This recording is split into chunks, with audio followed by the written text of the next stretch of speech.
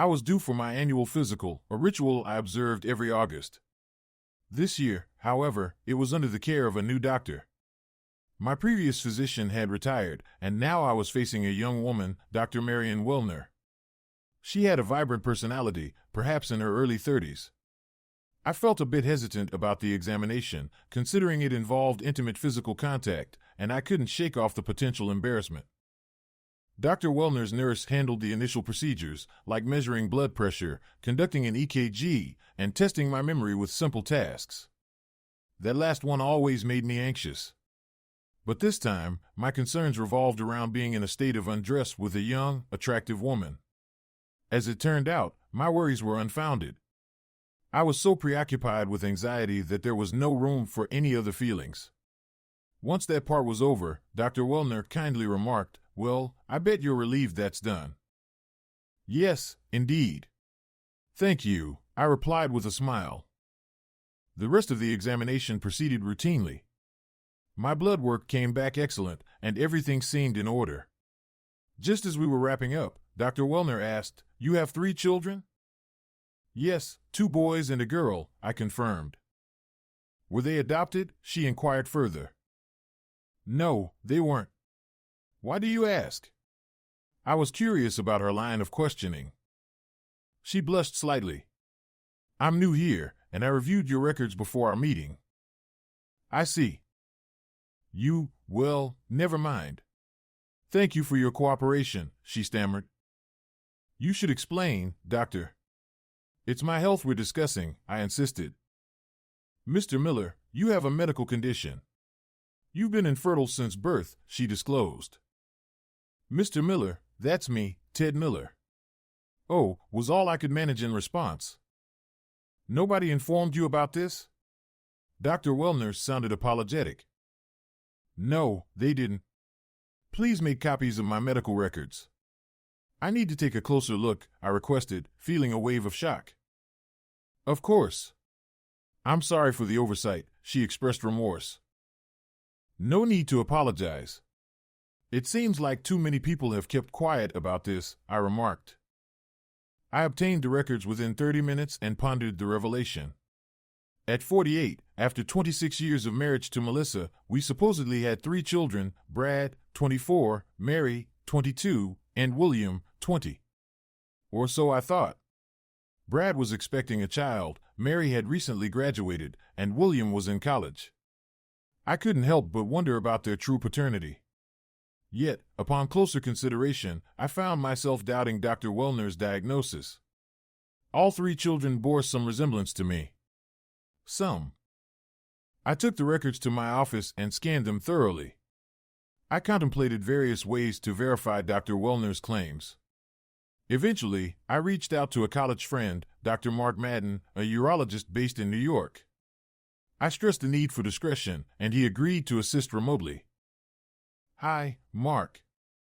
I need your expertise, but under strict confidentiality," I began our conversation.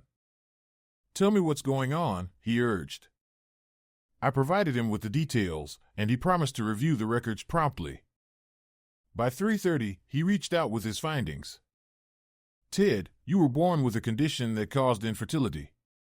I assume you haven't sought treatment for it," Mark explained. "I didn't even know about it," I replied.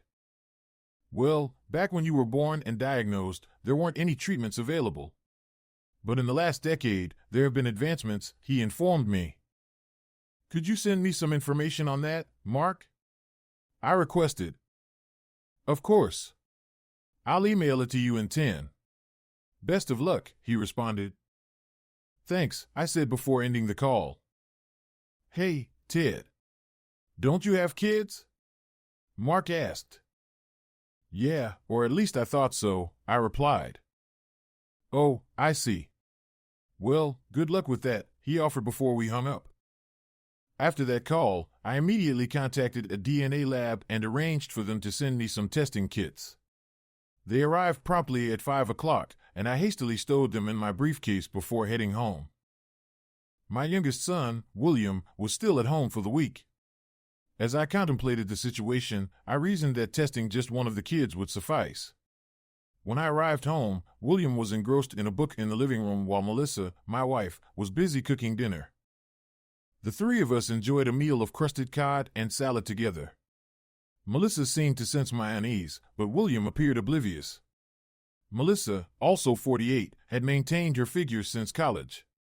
With her dark hair and eyes, standing at 5 feet 8 inches and weighing 130 pounds, she was undeniably attractive. As we cleaned up after dinner, I discreetly collected a glass William had used, swabbing its rim with a testing kit. Later, I gathered hair samples from his brush and swabbed the neckline of a t-shirt in his laundry basket, along with his sneakers. I also took a cheek swab from myself, sealing all the samples into envelopes and stowing them away. That evening, William went out, leaving Melissa and me alone. Sensing something amiss, she asked, "What's on your mind, Ted? You seem quiet. Is everything all right after your physical?" "Yeah, everything's fine. I just had some nerves about seeing the new doctor," I replied vaguely. "How was she?" Melissa inquired. "She was good. Pretty. I was just a bit nervous," I answered, avoiding her probing gaze. She chuckled. "Nervous about getting hard, huh?" "No, too nervous for that," I admitted, feeling uncomfortable with the direction of the conversation. That night, Melissa initiated intimacy, but I feigned illness as an excuse. She accepted it, albeit somewhat gracefully, though my refusal was out of character. The next day, I personally delivered the DNA samples to the lab, opting for expedited processing. They assured me of results by Friday, just 2 days away. Returning to work, I resumed my role as a lawyer for an investment bank in D.C., overseeing a team of 6 other attorneys. With over 2 decades of experience, I earned a comfortable living, complemented by valuable stock options awaiting cashing in. I found it hard to focus at work, but I managed to get through my tasks. Biking to and from the office usually helped clear my mind, but today it wasn't enough. When I arrived home at 6, Mel wasn't there. She left a note saying there were sandwiches in the fridge. She mentioned she might be out for a showing and then possibly a girls' night out. Normally, this wouldn't have raised any suspicions, but now I couldn't trust her. I checked her phone location and discovered it was at a motel near the Fairfax line. I had dinner and talked with Will about his upcoming school year. Despite working at a bike repair shop over the summer and earning decent money, he seemed a bit down after breaking up with his girlfriend, Lisa. I went to bed early, and Mel came in around 11. She slipped into bed without a shower, and when I tried to snuggle, she pulled away. I was testing her reaction, knowing she'd been unfaithful, but I had no intention of being intimate with her. The next morning, I biked to work again, showered there, and dove into a busy day. At 1 o'clock, I received a call from the DNA lab. They emailed me a report, and over the phone, the technician informed me that the samples from Will matched those of my nephew. I was stunned. I only had one sibling, Robert, who was 3 years older than me. He'd always been supportive throughout our childhood. He and I were similar in size and build, and he excelled in basketball during school. After college, he went into real estate, eventually starting his own firm. He married his college sweetheart, Glenda Wilson, and they had 3 children, all of whom were now working. About 4 years ago, Mel joined his firm after doing substitute teaching. While I earned enough for her not to work, she wanted something more fulfilling. At least, that's what she said. But at this point, I doubted anything she told me. After receiving the DNA news, I reflected on what could have happened. All 3 of our kids were born in late September. I traced back to about Christmas, when we decided to start a family. Mel went off birth control, and we tried for a few months before Brad was conceived. During the holidays, there were often family gatherings, and Mel and her friend Linda Green would go on a week-long meditation retreat afterward.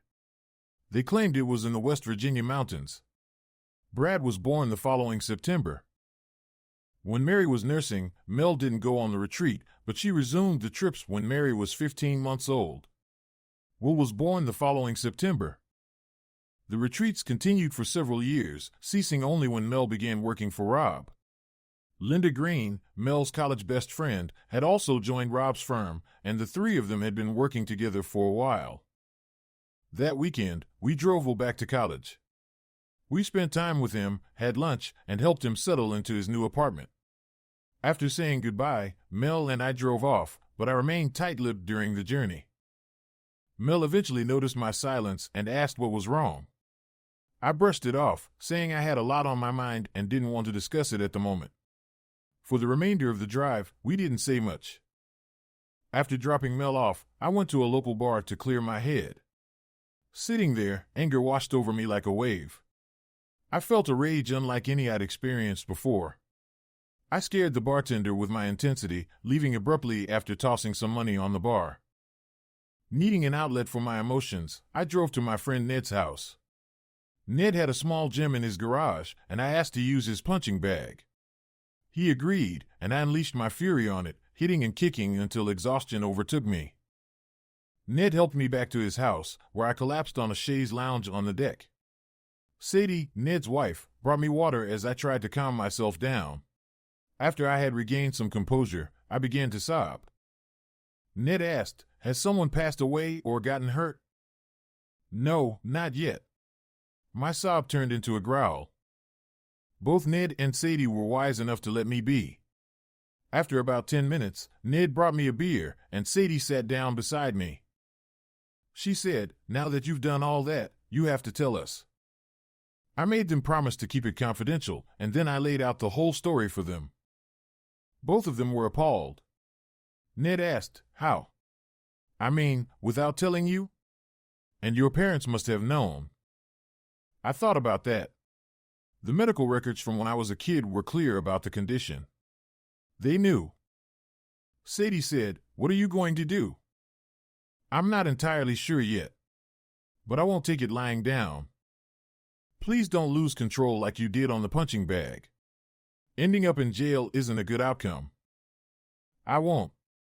I guess I should head back home now. Mel will be worried, and I'd rather avoid a confrontation, at least for now." I drove back home, and Mel was waiting at the door. "Where have you been?" I was so worried. "I stopped for a beer and met Ned. I went to his house to work out on the punching bag. Sorry, I should have called." After a shower, we had a light meal. On Sunday, we went for a picnic in the local park and did some roller skating. However, we didn't have sex either night. Mel seemed disappointed on Sunday and perplexed. I woke up early on Monday and left for work without waking her. I made an appointment with a lawyer in the adjacent building and visited our bank. I also went to HR for my firm to change my direct deposit and the beneficiary of my retirement account, which turned out to be quite challenging. The lawyer informed me about divorce laws in our state. Millie Stanton, the lawyer, also mentioned that I had been deceived by my wife and brother, suggesting I could potentially use that in court. I had her draft the divorce petition with alternate grounds, but I held off on serving Mel until I gave her the go-ahead. That night, I installed a tracking program on Mel's cell phone, which was on my plan, allowing me to access her texts and call logs. I also placed 3 small sound recorders in our house, in the kitchen, bedroom, and living room, and one in her car. I asked Mel to arrange a cookout at our place with Rob and Glenda for Friday night. On Monday and Tuesday, I stayed late at work, citing a significant project to Mel. Wednesday, I returned home on time. We had a pleasant dinner, and I put on a cheerful demeanor. However, there was no intimacy between us. Mel seemed visibly disappointed.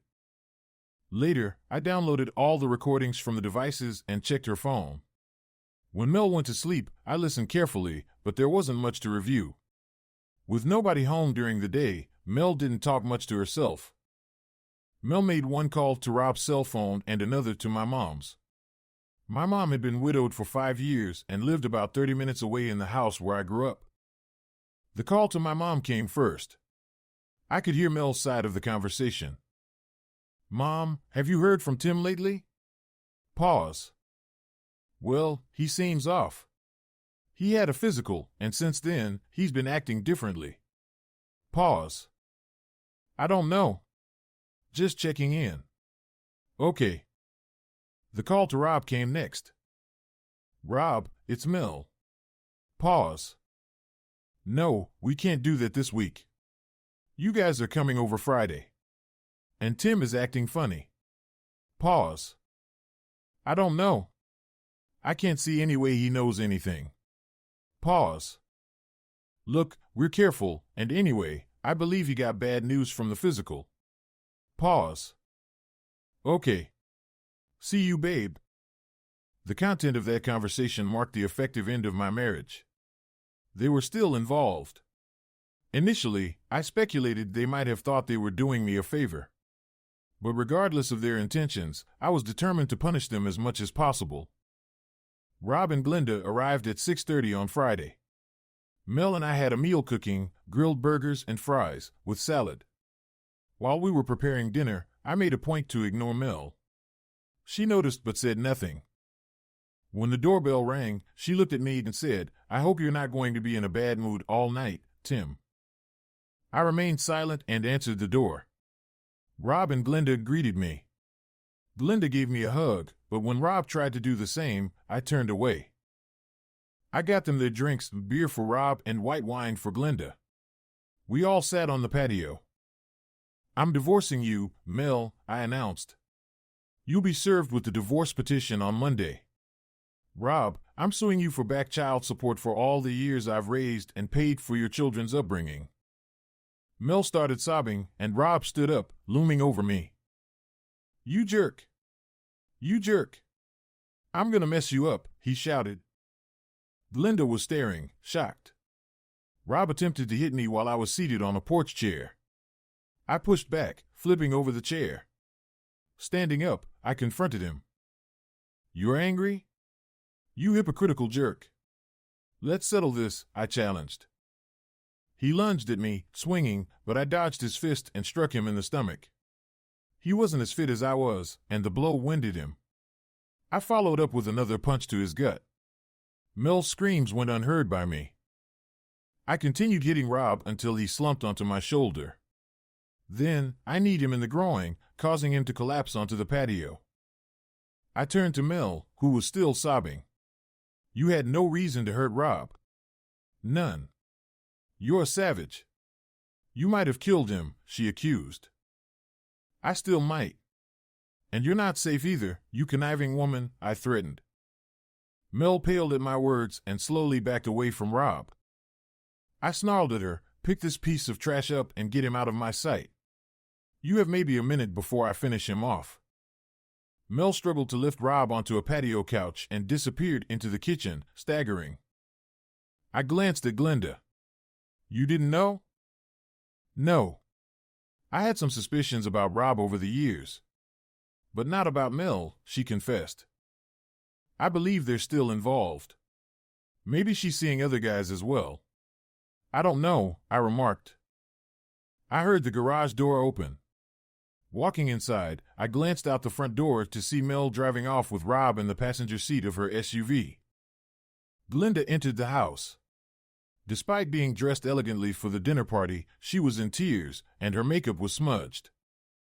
"More wine?" I offered. "Nah. Can you fill me in on all this?" she asked. I explained everything to her as we sat at the kitchen table. When I mentioned the post-Christmas retreats, Glenda revealed Rob always went on a winter ski trip then. "I'm not a fan of skiing, so I stayed home with Mark," referring to her son. "I wonder where they really went," I mused. "Who cares? This is all too much for me," Glenda responded. "I'm sorry, Glenda. I thought you knew," I apologized. "Are you really going through with the divorce?" she inquired. "Absolutely. No doubt about it," I affirmed. I offered Glenda the guest room to spend the night, which she accepted. Later, we discussed practical matters such as living arrangements. I shared my plans to rent an apartment near work and split the assets with Mel, including the proceeds from the house. For the time being, I intended to stay where I was. Glenda decided to retire to bed, and I accompanied her to ensure everything was in order. As I left, she remarked, "I always liked you, Tim. I never cared much for Mel. She always seemed to think she was superior to me. I think I understand why now." I waved goodbye and closed the door behind me. The next morning, I woke up early. There was no sign of the police coming for me, suggesting neither Rob nor Mel wanted any public reports. I asked Glenda about her plans. She mentioned she would stay with her mother until Rob vacated their house. I provided her with my lawyer's email address, suggesting she seek legal advice. Since her car was still at my house, I offered to accompany her to retrieve more of her belongings. I retrieved a pistol from my gun safe before following her to their house. Mel's car was absent from the driveway. Upon entering the house, we found it empty. I couldn't help but wonder about the extent of the injuries I inflicted on Rob. I silently hoped he would suffer some sort of medical complication during his hospital stay. Glenda sat down and pondered. I wonder where they are. Let me check, I said, running the phone locator again. It indicated Mel's phone was at Cambria Hospital. I called the hospital to inquire about Rob and was informed that he had been admitted. I informed Glenda of the situation, and she opted to stay at her own house and change the locks. I headed to Home Depot, purchased new hardware, and spent the morning installing it for her and myself. After finishing at her place, I gave her the keys and left, but I felt sorry for her and offered to return. She agreed, mentioning she would cook. Once I completed changing the locks at my house and made extra keys for both of us, I returned to Glenda's house around 4 o'clock. As I entered, I received a call from Detective William James on my cell phone. He requested to speak with me. I'm at 204 Western Street. Mrs. Glenda Miller is here as well, I informed him. She's the other witness? The victim's wife, he inquired. He wasn't a victim, Detective. And yes, that's who she is. Are you coming over? I replied. I can be there in 15 minutes, he confirmed. Detective James arrived shortly after. He was a light-complexioned African-American, short and wide, dressed in a nice suit and expensive loafers. Glenda let him in, and he introduced himself before questioning us. Are you two cozy? He asked, noticing our proximity. Glenda clarified, no. It's our spouses who are involved, not us. Not yet, she added flatly, suggesting a potential future development. James glanced between us and remarked, maybe you'll get lucky, man. I responded with a noncommittal, maybe, avoiding Glenda's gaze as I sensed her open proposition wasn't the best tone for a police interview. James then directed his attention to Glenda, leading her to the rear patio where he started recording their conversation. After nearly 20 minutes, Glenda returned inside and motioned for me to join her outside. As I passed her, she whispered, I meant that, referencing her earlier proposition. Her words were distracting. I'd always found her attractive, but I wasn't inclined to stray. Yet. The detective informed me of the recording and proceeded to question me about the events. I recounted discovering that my children were actually Rob's, our Friday dinner, and the ensuing altercation, providing as accurate an account as possible. Once I finished, James inquired, how did you find this out? I prefer not to discuss that. Let's just say it wasn't through anyone's confession. It was more of a coincidence, I replied. Okay. Well, Mr. Miller, your version aligns with the wives' accounts quite well. I haven't spoken to your brother yet, James informed me. Why not? I asked. Based on my conversation with your wife, it seemed like he instigated the altercation, and you responded. Plus, he's currently in poor condition. He'll need to remain under observation for a day or so for further tests, James explained. What happens next? I inquired. I'll document this and send it to the Commonwealth's attorney. She'll make the decision. I'll also speak to your brother, James concluded. Detective James bid us farewell as he left, and Glenda and I returned inside the house. She stood before me, her gaze inviting, and informed me of dinner in the fridge. Her tone left no ambiguity about her intentions. Women have a way of conveying desires like that effortlessly. I responded to her invitation with a kiss. There was no reason to decline. Our passion escalated as we moved to the couch, where our kisses grew fervent, and she eagerly responded to my advances. As we undressed, I couldn't help but notice her attire, no bra and a revealing thong. It seemed deliberate, a seductive plan that worked impeccably. She eagerly pleasured me, igniting a primal desire within me. Positioned on the couch, she welcomed me eagerly, and our encounter was fueled by raw desire, devoid of tenderness but filled with lust. I brought her to climax multiple times before releasing my own passion within her. It was a moment of uninhibited pleasure. Afterward, she handed me her thong as a souvenir of our encounter, a testament to her unapologetic desire. We proceeded to the kitchen for dinner, then retired upstairs for further indulgence.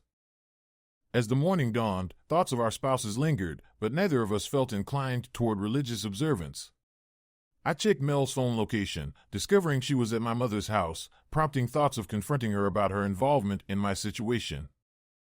I shared my concerns with Glenda, pondering the role my mother might have played. Glenda expressed uncertainty but affirmed her willingness to accompany me, embracing the openness of our relationship with a laugh and a declaration of her desire to join me on the visit to my mother's, embracing the openness of our relationship. Yeah, what's the point of revenge if the cheaters aren't aware of it? We shared a laugh as we arrived at my mother's house, Shirley Miller. Mel's car was parked outside. Glenda and I approached the porch, and my mom greeted us at the door. "Go away, Tim. You hurt Rob," she admonished. Rob needed to be confronted. Besides, he tried to attack me. I'm here to understand your role in all of this. If I leave now, I won't be coming back, I asserted. Reluctantly, she allowed us inside, with Glenda following me. Mel was seated in the kitchen, her expression shifting as she noticed Glenda's presence.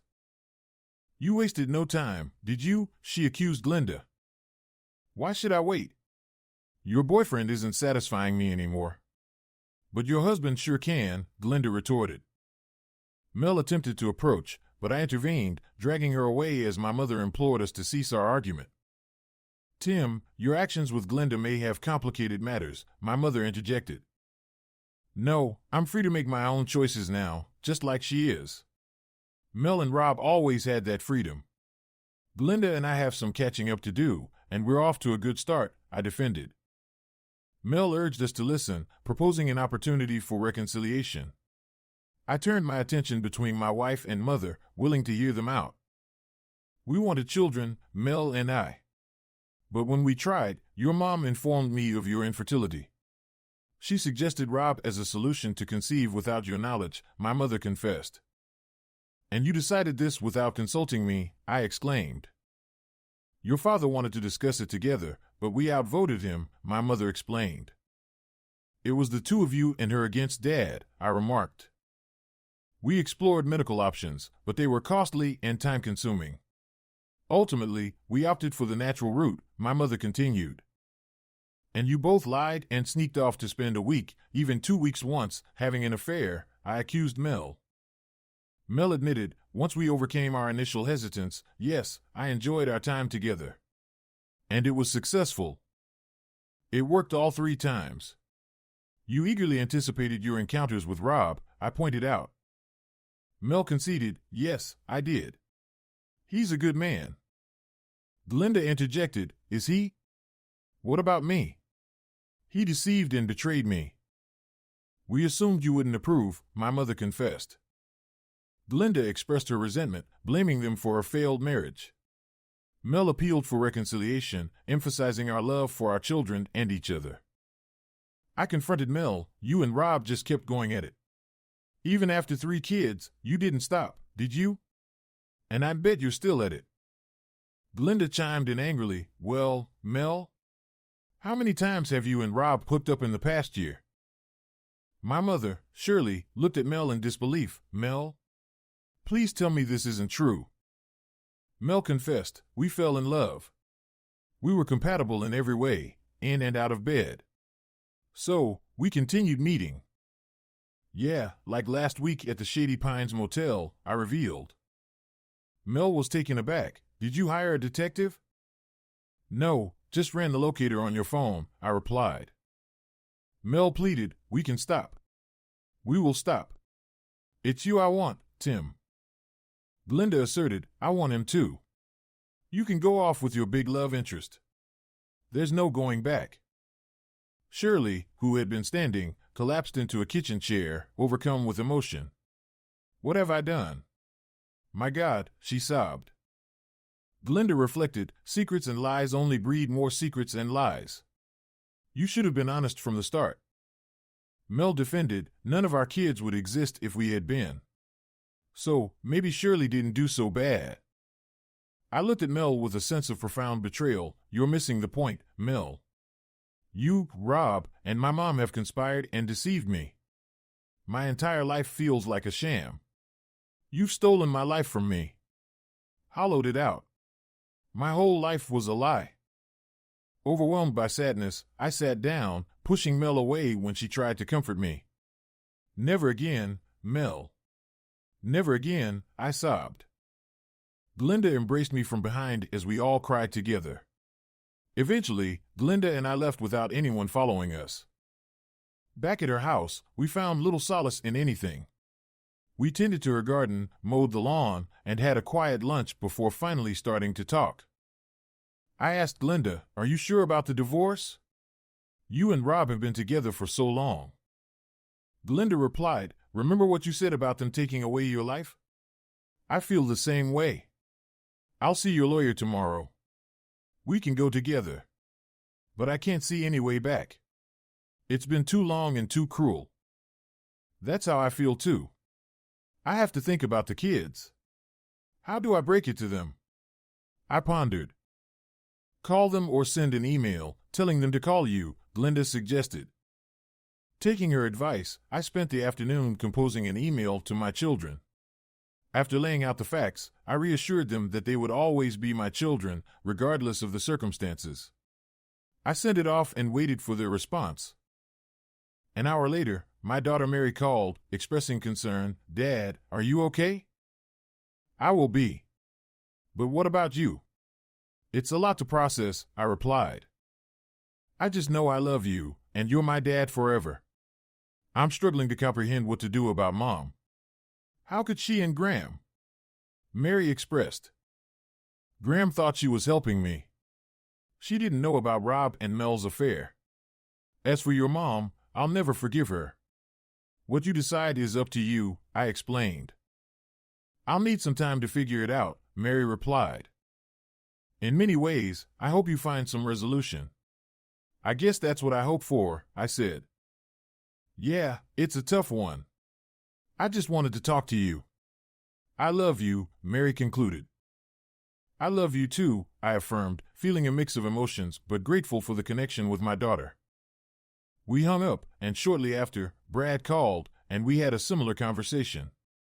William called at 11 after reading the email. He seemed more withdrawn than the others.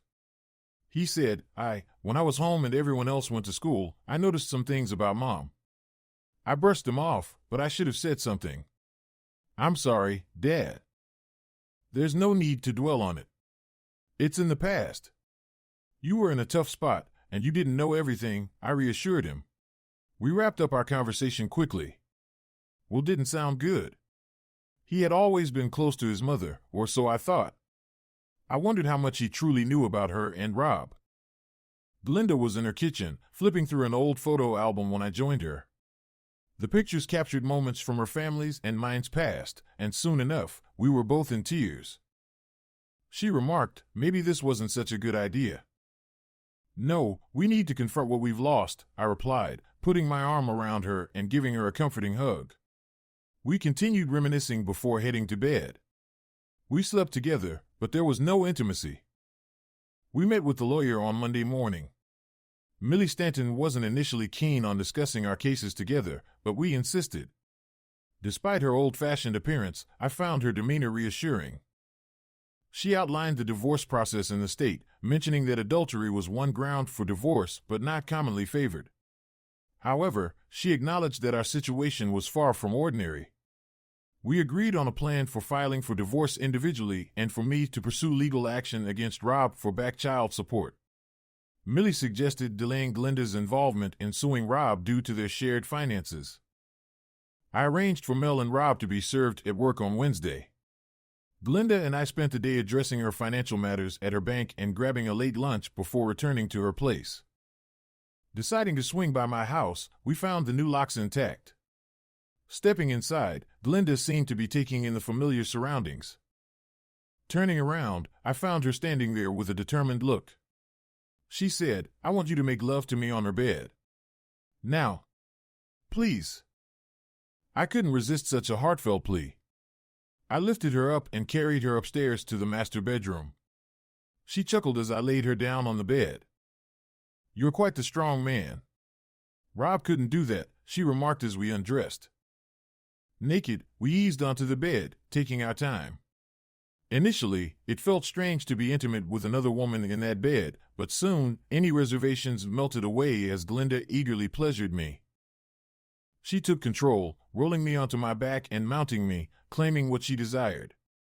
Her climax was so intense that she nearly fainted, and I was close to following suit as I reached my own peak inside her. Afterward, as we lay there, she exclaimed, "That was incredible. Taking the other woman's husband on her own bed. It doesn't get much better than that." I chuckled, replying, "You're quite the vindictive one." "Yes, and it's all to your advantage." "Well, mostly mine." "But you enjoyed it," she retorted. "Absolutely. We've reached the pinnacle of revenge sex," I agreed. She laughed. "Yep, it's all downhill from here." But it wasn't downhill at all. We spent the night lost in passion until exhaustion overtook us. In the morning, before heading to work, we made love tenderly. Tears flowed in the shower afterward from both of us, but we composed ourselves and got dressed for the day. Glinda opted for one of Mel's work outfits, a subtle act of revenge, I presumed. It was a bit snug at the top. At work, Mel called me. "I need to retrieve some things from the house. I'm stuck here in a shabby dress," she complained. "I can meet you at the house at 6. "Is Rob still in the hospital?" I inquired. "Yes, he's undergoing a procedure." "You really messed him up," she replied bitterly. "Where are you staying?" I asked. "I'm at your mom's house, in your old room." Irony at its finest. "And where are you and your mistress staying?" she shot back. "We're bouncing between places," I evaded. "You'll need to give up one of the houses." "What happens when Rob gets out?" she pressed. "Not my concern." "Have you heard from the kids?" I redirected. "No." "Did you? What have you told them?" she inquired. "I sent them an email detailing what happened and spoke to them on the phone," I explained. "They'll despise me." "None of them have reached out," she lamented. "You know you deserve." I began, but she cut me off with a sharp, "Fuck you," and hung up. I met Mel at the house at 6, surprised by her punctuality. As she entered, she screamed upon detecting the scent of another woman in her bedroom. "You slept with her on my bed." "I can smell it." "I can't believe you do that," she accused. I followed her upstairs calmly, stating she wanted it. Revenge for taking her husband. But it's not enough, in my opinion. Mel's anger deflated as she gathered her belongings. I helped her carry them down, including a bag of toiletries. As she loaded up her car, oblivious to the missing item worn by Glinda, she asked hopefully, "Is there any chance we can?" "No. None at all." I meant every word, Mel. "We're finished," I declared firmly. She appeared deflated but unsurprised. I truly did start out wanting a happy family, like any wife. But things spiraled out of control. "I apologize for that," she confessed. "I don't accept that apology. There's no way to make amends for having another man's children and years of infidelity. Sorry doesn't cut it." "And I don't believe you're truly sorry," I responded bluntly. With that, she drove away. The next day, she was served with divorce papers at work, while Glinda had Rob served at the hospital. My mom called me after lunch. "Tim, did you have to be so hasty with the papers? Perhaps if you calmed down, things could settle back to normal," she pleaded. "Not a chance, Mom. She's been with Rob all these years," I retorted sharply. "Tim," she exclaimed in shock. "Don't Tim me, Mom. And don't forget who started this mess," I snapped back. "Oh, I remember. Until last week, everything seemed fine, she sighed. I bid her goodbye, feeling unresolved about her role in the situation. After all, she was the one who set it all in motion. Who needs so-called do-gooders? Rob was discharged from the hospital on Friday. Unable to return home, fearing Glenda's wrath, he ended up at our mom's house. And there was Mel, too. I couldn't care less if they continued their affair, even if it was in my old room or his. But if my mom was enabling them, she was dead to me. Discussing it with Glenda, we decided to investigate. Since I still had a key to the house, we waited until 2 a.m. to act. I brought a pistol, just in case. While Glenda stayed downstairs, I crept up and peeked into my old room, expecting to find them there since it had a double bed. And indeed, both were present. I quickly snapped some photos with my phone, prompting Mel's screams. She was naked, while Rob, sporting a large bandage around his lower rib area, could hardly move. Mel hastily covered them both as I turned on the light. My mom rushed down the hall upon hearing the commotion. Tim, don't jump to conclusions, she urged. I don't need to. You're condoning what they've done and continue to do, I stated firmly before descending the stairs. Glenda was waiting for me. They were together, I assume, she inquired. Yes. Let's go, I replied curtly. As we left, my mom and Mel followed, the latter wearing a robe. Rob was conspicuously absent. They're adults. What could I do? My mom defended. Throw them out. That's my old bed. Seems like Rob's determined to defile every place I've been, I scoffed. Mel interjected, he didn't touch me. He couldn't. You injured him. I scoffed, but you tried, didn't you? So what? I have no chance with you, she shrugged. True. I hope you both rot in hell, I declared. Turning to my mom, I added, I'm done with you. I may be your son, but not anymore. You have one son now, not me. Glenda and I returned to her place. Against all odds, when we went to bed at 4 a.m., we made love passionately. Glenda and I remained together as our divorces progressed through the court. Mel and I sold the house and split the proceeds. She received no alimony or anything else from me. The judge was not pleased with her actions. My children adjusted to the new reality. The older two completely cut off contact with Mel, even blocking her calls, except for the occasional Christmas card. Will, while more open to communication, wasn't very forgiving. When he had the chance to spend a summer, he chose to stay with me.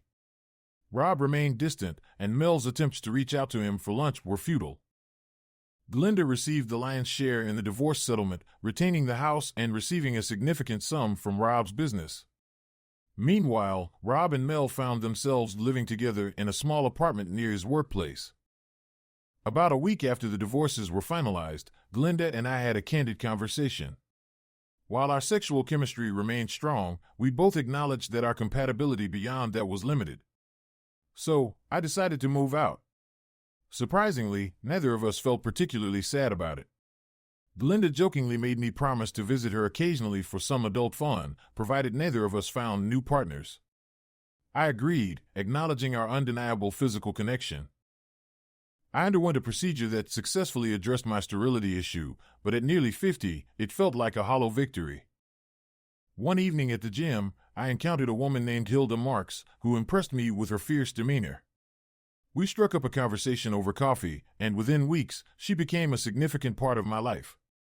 Hilda, a single mother with a teenage son named Donald, was new to the area and captivated me with her charm and strength. Our relationship quickly blossomed, and we married 6 months later, with Hilda expecting our child. Donald and I bonded over our shared love for baseball, and I even got involved with his high school team. Soon, Thomas Timothy Miller joined our family, bringing immense joy and fulfillment to our lives. As for Mel and Rob, they quickly faded into the past.